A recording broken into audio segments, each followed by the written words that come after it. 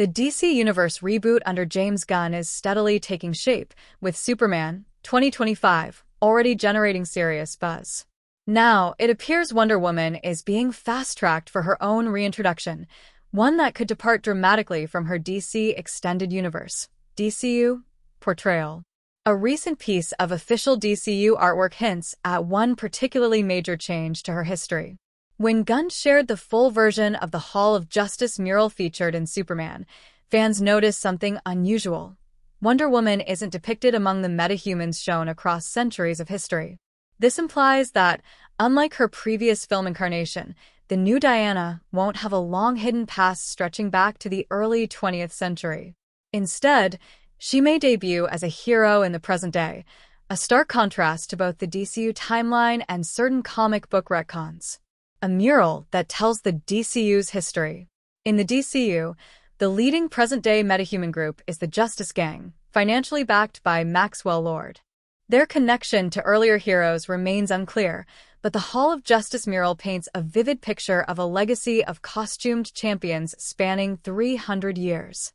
Some figures are tied to specific decades. Wildcat appears linked to the 1970s, 80s, vibe fits perfectly into the breakdance era, and Golden Age Sandman still has his 1930s look.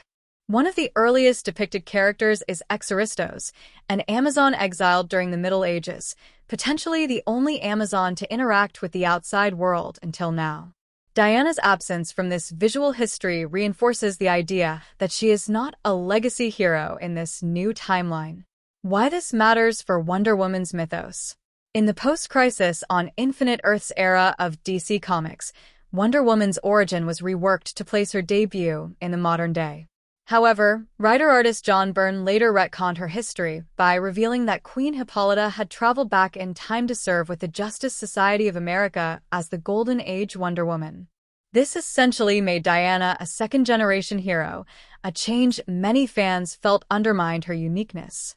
This retcon was eventually discarded during the New 52 reboot, but it has resurfaced in recent comics. Thankfully, based on what we've seen from Gunn's DCU, the films appear to be avoiding that continuity trap altogether, breaking away from the DCU's approach.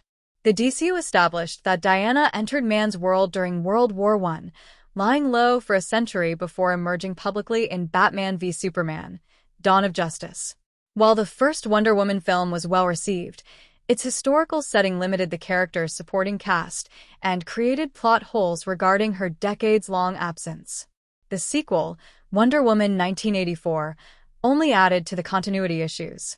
In contrast, the new DCU is largely severing ties with the previous continuity. Superman and Batman are already recast, and Wonder Woman will almost certainly follow suit.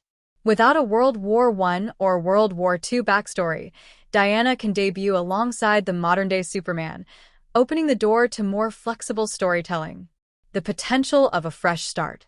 This shift means Gunn's DCU could adapt some of Wonder Woman's best comic runs more faithfully.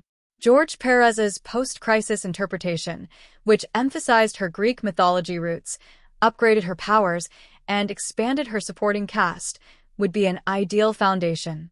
Characters like Julia and Vanessa Capitelis could help ground Diana's story in the present, while Steve Trevor could still serve as her love interest without being aged out of relevance.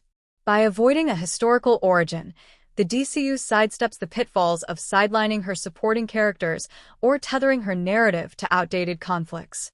It ensures this new cinematic Wonder Woman stands apart from the DCU's version, much like David Corenswet's Superman feels fresh compared to Henry Cavill's. If handled right, this modern-day Wonder Woman could be the definitive on-screen version, finally free from the baggage of legacy-era retcons and ready to thrive in a cohesive, future-focused DCU.